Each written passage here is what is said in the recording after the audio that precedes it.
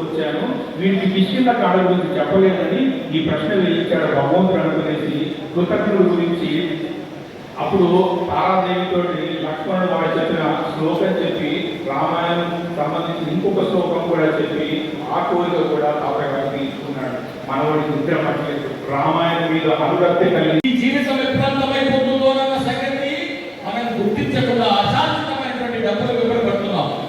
కానీ మన మోక్షం పొందడానికి, మన జీవితం సఫలీకృతం కావడానికి, భవిష్యత్తులో మనకు సరైనటువంటి మోక్షం రావడానికి కానీ ఇంకా సరైన మార్గాన్ని వెతకకుండా డబ్బులు వివరపడుతున్నాం. ఇవి పర్మనెంట్ రావు. మరి అలాగే దేశభక్తి కూడా చాలా అవసరం. ఈ భారతదేశం యొక్క హిందువుల సంస్కృతిని, ఈ భారతదేశం మన చేతిలో ఉన్నంత వరకు మాత్రమే దేశం లాగుతుందని, ఈ దేశం పరాయి చేతులు మాత్రం మన జాతి బ్రతుకులైనటువంటి ధైర్యాన్ని మన లోపల, మన పిల్లల లోపల పెంచి యోధులను తయారు చేయాల్సినటువంటి బాధ్యత మనందరి మీద ఉంది. దైవభక్తి, దేశభక్తి ఈ రెండింటినీ మనస్ఫూర్తిగా చేయండి. డబ్బులు శాశ్వతమైనటువంటి కావు, ఎక్కువ మనం పోతామని లేవు కనుక డబ్బులు కాదు, మన ధర్మం కొరకు, మన దేశం కొరకు మనంతా పని చేయాలి. రాత్రి మొదలు ఆలోచన చేయవలసినటువంటి అవసరం ఉందని చెప్తూ మరి గౌరవనీయులు ఎక్కువసేపు మాట్లాడకుండా పూర్తులు జాగట్టి కోటేశ్వరరావు గారిని పూజాభిధానం మీద ప్రసంగించవలసిందిగా వారి యొక్క మాటలు వినిపించవలసిగా, వారి యొక్క ప్రవచనాలు వినిపించవలసిందిగా ప్రార్థనలు ముగిస్తున్నాను. జై హింద్. రామలింగేశ్వరరావు గారికి, మా కమిటీ సభ్యులకు, ఇక్కడ వినడానికి వచ్చినటువంటి అందరికీ నా హృదయపూర్వక స్వాగతం. దేశంలో దైవ చింతన, దేశభక్తి రెండు ప్రతి వారికి అవసరం. దైవ చింతన, దేశభక్తి.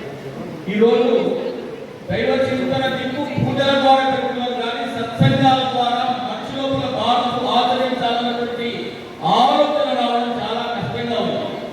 మానవుడికి తెలుసు నా జీవితం ఎప్పుడో అయిపోవలసిందే.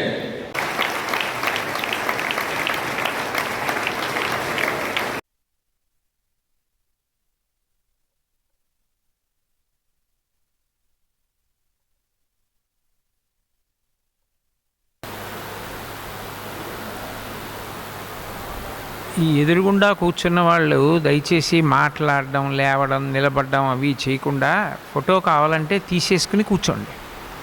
ఎంతసేపు తీసినా 2 గంటలు నేను ఇలాగే ఉంటాను, కొత్తగా ఏమి ఉండను కదా. అందుకని ఒకసారి తీసుకుని కూర్చో. నేనేం నృత్యమో చేస్తుంటే వివిధ భంగిమలు ఉంటాయి. కూర్చుని 2 గంటలు చెప్పేవాడికి అదే భంగిమ ఉంటుంది కదా నాన్న. ఓసారి ఫోటో తీసుకొని నువ్వు కూడా కూర్చో. శుక్లాంబరధరం విష్ణుం శశివర్ణం చతుర్భుజం ప్రసన్నవదనం ధ్యాయేత్ సర్వవిఘ్నోపశాంతయే. గురుర్బ్రహ్మ గురుర్విష్ణుః గురుర్దేవో మహేశ్వరః గురుస్సాక్షాత్ పరం బ్రహ్మ తస్మై శ్రీ గురవై నమః. వ్యాసాయ విష్ణురూపాయ వ్యాసరూపాయ విష్ణవే నమో వై బ్రహ్మనిధయే వాసిష్ఠాయ నమో నమః. కూజంతం రామ రామేతి మధురం మధురాక్షరం ఆరుహ్య కవితాశాఖాం వందే వాల్మీకికోకిలం. శృతిస్మృతిపురాణానాం ఆలయం కరుణాలయం నమామి భగవత్పాదశంకరం లోకశంకరం. వాగర్ధావివ సంపృక్తౌ వాగర్ధప్రతిపత్తయే జగతః పితరౌ వందే పార్వతీ పరమేశ్వరౌ. సూక్తిం సమగ్రయతున స్వయమేవ లక్ష్మీ శ్రీరంగరాజమహిషీ మధురైకటాక్షైః. వైదగ్ధ్యవర్ణగుణగుంభనగౌరవైర్యాం కండూలకర్ణకుహరాः కవయోధయంతి. హైమోర్ధ్వపుండ్రమజహన్మకుటం సునాస్ మందస్మితం మకరకుండలచారుగండం. బింబాధరం బహుళదీర్ఘకృపాకటాక్షం శ్రీవేంకటేశముఖమాత్మని సన్నిధత్తాం. విమలపటి కమలకుటి పుస్తకరుద్రాక్షశస్తహస్తపుటి కామాక్షి పక్ష్మలాక్షి కలిత విపంచి విభాసి వైరించి. హరి ఓం. పరమేశ్వర స్వరూపైన సభకి నమస్కారం. నిత్య పూజా విధానము ఈ విషయంతో నాకు సంబంధము లేదు అన్నవాళ్ళు లోకంలో ఎవరు ఉండరు. ఈ పూజ, నిత్య పూజ ఇవి అన్వయమయ్యేది మనుష్య ప్రాణికొక్కడికే. లోకంలో 84 లక్షల జీవరాశులు ఉన్నాయని శాస్త్రం చెప్తోంది. అందులో జరాయుజములు, అండజములు, స్వేదజములు, ఉద్భుజములు అని 4 రకాలుగా ఉంటాయి ప్రాణులు. జరాయుజములు అంటే మావి చేత పుట్టేవి, అండజములు అంటే గ్రుడ్డులోంచి పైకొచ్చేవి, స్వేదజములు అంటే చెమటలోంచి పుట్టేవి, పేలు మొదలైనవి, ఉద్భుజములు అంటే భూమిని చీల్చుకుని పైకొచ్చేవి, చెట్లు. ఇందులో ఒక్క మనుష్య ప్రాణి తప్ప అన్యప్రాణులకు నిజానికి ఈ పూజ అన్న మాట అన్వయం కాదు. ఏదో కుక్కనో పిల్లినో పందినో పట్టుకుని మీరు పూజ చెయ్యాలి అని ఎవ్వరూ అనరు. పూజ చెయ్యవలసినటువంటిది మనుష్య ప్రాణి ఒక్కడే. ఆ మనుష్య ప్రాణి పూజ గురించి బాగా తెలుసుకుని ఉండాలి. పూజ ఎందుకు చెయ్యాలి అన్న విషయం మీద స్పష్టమైన అవగాహన ఉండాలి. పూజించుట అన్న మాటకు అర్థం గౌరవించుట అని.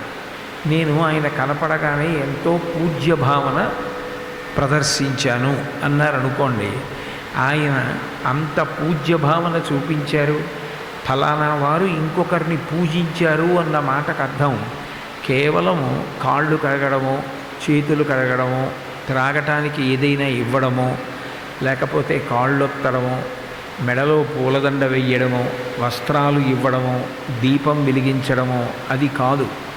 పూజించుట అన్న మాటకు అర్థం విశేషమైనటువంటి గౌరవాన్ని చూపించడం. అవతల వారు గౌరవింపదగినవారు, వారు మనకి ఎన్నో ఉపకారాలు చేసినవారు కాబట్టి వారి యందు మనం కృతజ్ఞతాభావం కలిగి ఉండాలి. వారి పట్ల మనం ఎప్పుడూ కూడా చేసిన ఉపకారాన్ని స్మరించి మళ్ళీ తిరిగి ఆయనకి ప్రత్యుపకారం చెయ్యడం సాధ్యం కాదు. కాబట్టి మనం ఆయన్ని నమస్కారం చేసి గౌరవించాలి అన్న భావన ఏర్పడితే దానిని పూజించుట అని పిలుస్తారు.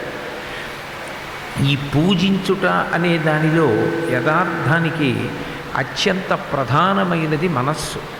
మనస్సులో భావన లేదనుకోండి, గౌరవం మనసులో లేదనుకోండి, ఆ గౌరవం మనసులో లేనప్పుడు దానికి తగినట్టుగా ప్రవర్తించాలన్న ఆలోచన కూడా స్ఫురించదు. నాకు ఒక వ్యక్తి పట్ల విశేషమైన గౌరవం ఉందనుకోండి, నాకు ఎవరూ చెప్పవలసిన అవసరం లేదు. ఆయన కనపడగానే నేను లేచి నిలబడి నమస్కారం చేస్తాను.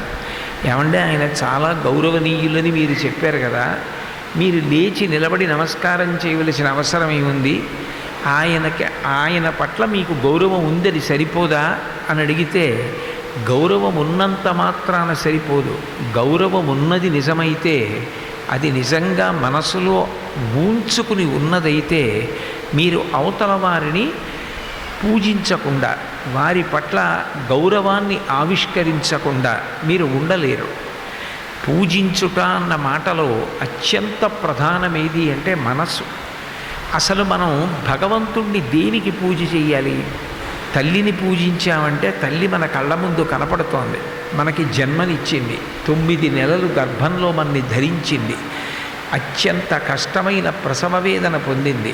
ఆ ప్రసవ వేదన పొంది మనకి జన్మనిచ్చి పెంచి పెద్ద చేసింది. కాబట్టి ఆమె పట్ల మనం పూజ్య భావన కలిగి ఉంటాం.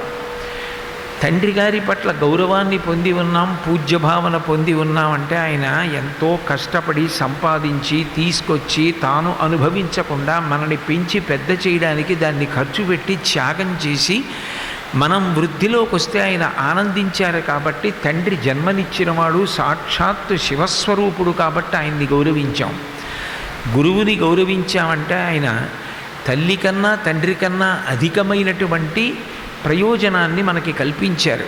తల్లిదండ్రులు కేవలం జన్మనిచ్చారు, కానీ గురువు మళ్ళీ ఇక జన్మని పొందవలసిన అవసరం లేని జ్ఞానమును అనుగ్రహించాడు.